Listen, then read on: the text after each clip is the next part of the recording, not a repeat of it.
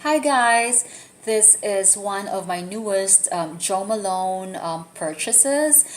I actually bought this Thanksgiving at Saks Fifth Avenue, and it has become like a tradition for me because every Thanksgiving we always go to Sarasota to celebrate it with my husband's aunt and uncle, and we've been doing that for years. And every time during Thanksgiving, I would go to the town center mall where the Saks Fifth Avenue is, and I would always buy Joe Malone over there. So that time, I bought two Joe Malone full bottles or big bottles, and one of them is a Honeysuckle and Davana, and I got the exclusive orange bitters seasonal perfume. I don't know why they always say it exclusive because they keep on issuing the same perfume over just in a different packaging. But I'm glad they're doing that because Orange Bitters is actually one of my favorite colognes. Now, going back to this, this is a completely newish sent to me, and on the contrary, this is a floral scent. I don't like floral scents, but anyway, I could not return this anymore because it's been past 13 days, so so I might as well just keep it. Okay, so here it is. So this is the full bottle, and it cost me it was 136 or $140 per bottle, and then plus tax it's probably 136. Okay, so this is 3.4 ounces or 100 ml. Okay, and this came out just this year, and the fragrance family is floral, of course, and the keynotes are Davana, honeysuckle, and moss. Honestly, I don't know what Davana smells like, nor honeysuckle, but the moss I could probably picture a bit, and just picture how it would smell, like it's like a wet moss, I guess. Okay, so about the perfume itself, about the cologne, it's like the wildness of honeysuckle winding through the English countryside, climbing, twisting, and ever more alluring after dark. So this is their poetic description of the scent. This fragrance is fresh with rose and the aromatic fruity twist of Davana. So what's Davana? I guess it's a fruit. Woody with moss, yeah, okay, and warmed by sunshine. It offers an enveloping and sensual experience. Okay, so this also comes in candles and bath and body care. So, okay, so here it is. This is one of my fragrances where I'm really torn if I'm gonna keep it or return, or keep it or sell it. The thing is, if I sell this, I'm never gonna get my money back because I'll probably lose like probably 40% of what, or 30% of what I've paid for, and so I think I'm just gonna have to suck it up and use it. Okay, so the thing why I can't decide is that I hate floral scents, but for some reason when I tried this at the Jo Malone counter a month ago, it was tolerable. So if a scent is tolerable, then I want to give it a try. Unfortunately though, the one that I just reviewed earlier, which is the newest, one of the newest scents, it's the intense jasmine and sambac. That's not sitting well with me right now, and with less than $200 purchase price tag, I think I'm going to return it. This, however, I could not return it anymore. Okay, so that's I've almost forgotten what it smells like, so I'm just gonna have to spray it again. Okay, because this is not one of the scents that would really have that would register in your mind right away. Unlike the orange blossom and what else? Neroli, basil neroli, and my favorite is blackberry and bay because that scent has been my favorite for a very long time, and it still is my favorite until now. together with the orange bitters. Okay, so let me, okay. This is actually, it wasn't love at first sniff, but it was like, okay, it's okay. It doesn't give me allergies for now. And it's subtle. So I hate floral fragrances, but this one for some reason has like a tinge of peach, and but there's no peach. Maybe that's the scent of Davana. And it's actually good as it settles down, and this is quite long lasting compared to the other colognes. And I do not expect any Jo Malone to be that long lasting, but then fortunately, these colognes, I could smell them on me for a very very long time. What else? This is actually good, pretty good. It's very subtle. It's a subtle floral, and you don't need to spray a lot. But unlike me, I spray like crazy.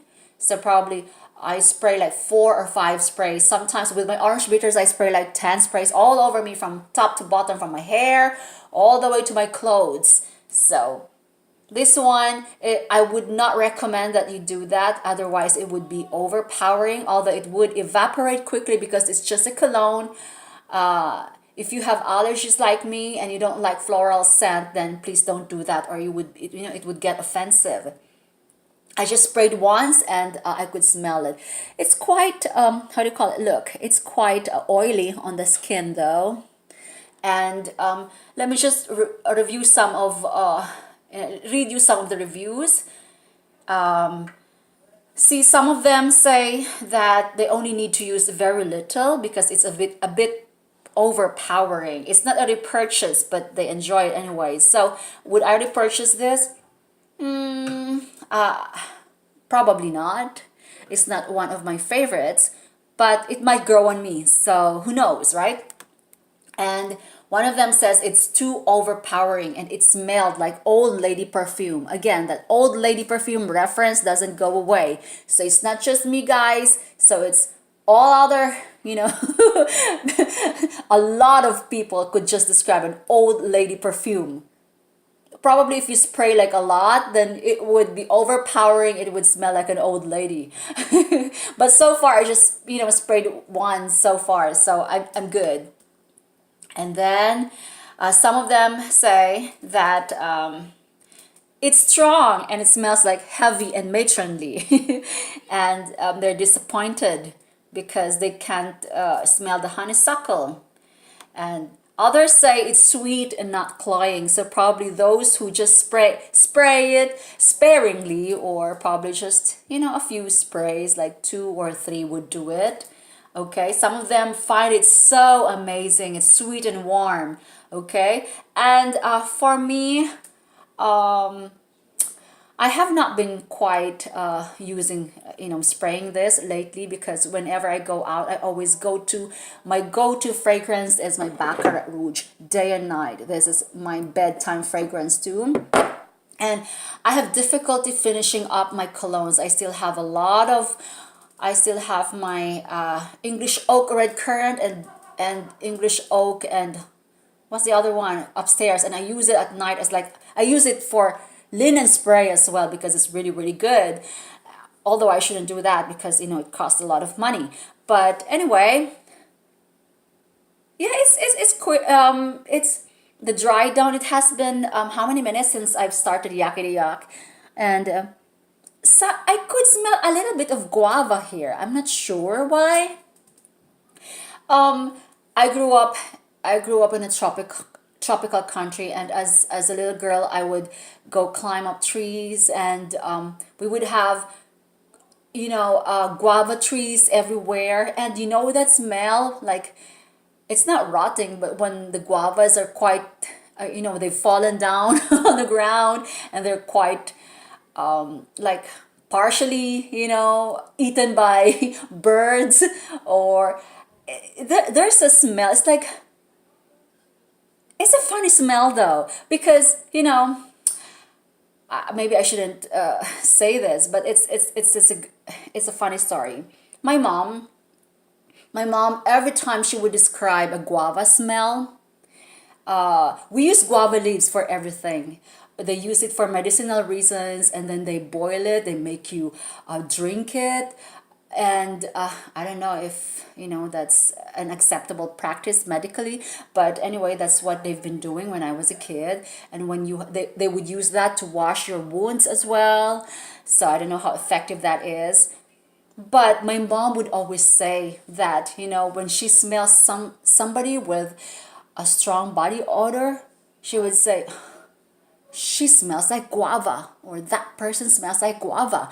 And I was like, how could my mom say that? And then, when, well, let's say there are so many guavas on the ground and they're all partially eaten by birds. And that's when, you come to visualize. And, I was like, yeah, maybe my mom is right. Sometimes it smells that way, like body odor. Sometimes it's like guava, or sometimes the guava leaves. But this time, it's not more so on the fruit, but the guava leaves. The aroma of the guava leaves, especially when it's damp and it's wet and it just rained, and just a partially opened guava.